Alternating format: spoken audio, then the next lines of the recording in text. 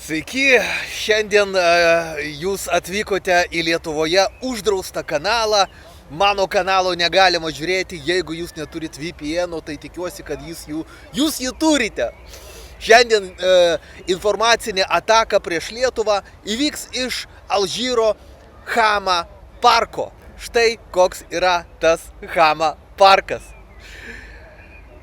Visi Latvijos patriotai labai džiaugiasi, kad Roslikovas yra toksai vatnikas, Roslikovas, kuris Latvijos Seime kalbėjo rusų kalba.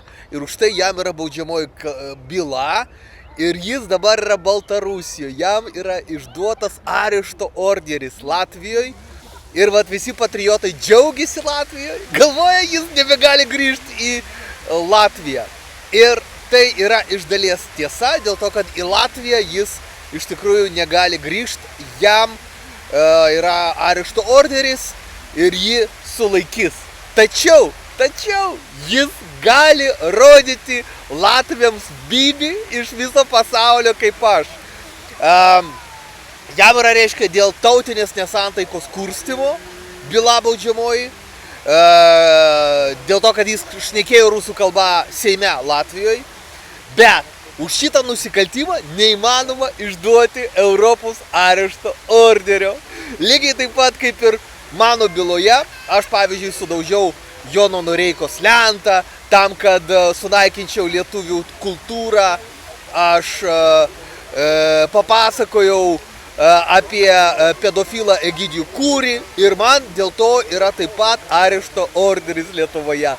Bet Europos arešto orderio išduoti neįmanoma, dėl to, kad tai yra politiniai nusikaltimai. Lygiai tais pas ir Roslikovui. Aišku, Roslikovui dabar reikėtų Baltarusijoje gauti politinio pabėgėlio pasą, kaip aš turiu, kad jo negalima būtų sulaikyti niekur pasaulyje.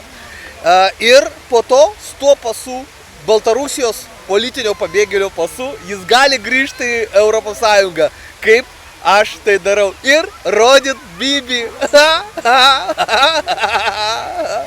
Vat kaip aš darau.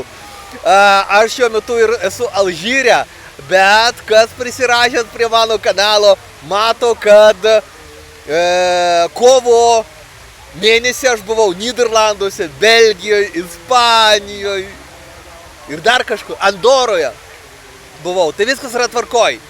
Tai tie, kas džiaugiasi, kad Roslikovas dabar gyvens Baltarusijoje, jie gali džiaugtis, bet jis gali gyventi Baltarusijoje, jeigu jam patinka. O iš tikrųjų jis gali keliauti, kaip aš keliauju po visą pasaulį. Vat pavyzdžiui, žiūrėkit, Edikas Jagelavičius taip pat gavo politinį prieglobstį Baltarusijoje ir jis nuolat keliauja į Kiniją. Jis nekeliauja po visą pasaulį kaip aš, dėl to, kad jam gera Kinijoje. O man gera visur. Sveikinu Roslikovą su nauju pasu. 2 pasai yra geriau nei vienas. O čia yra Mustafa Paša. Rūmai Mustafa buvo toksai Paša. Čia jo rūmai. Štai taip atrodo Abdelkadero paminklas ir Emyro Abdelkadero aikštė Alžyre. Šiaip tai sakyčiau, kad šitas paminklas daug gražesnis nei Gedimino paminklas Vilniuje. Šitas atrodo kaip tikras kareivis, turi kardą, žirgą, o Gediminas turi lazdą ir šuniuką Vilniuje.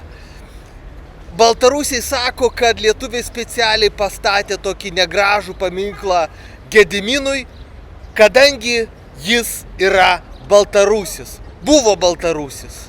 Nemokėjo lietuvių kalbos ir todėl lietuviai norėjo jam atkeršyti.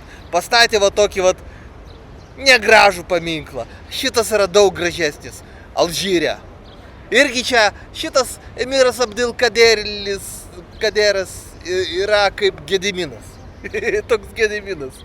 Prisirašykite prie mano kanalo, o jeigu jums reikia parašyti skundą į Europos žmogaus teisių teismą arba aukščiau į Jungtinių tautų organizacijos teisminės institucijas, parašykite man e-mailą arba paskambinkite per WhatsAppą.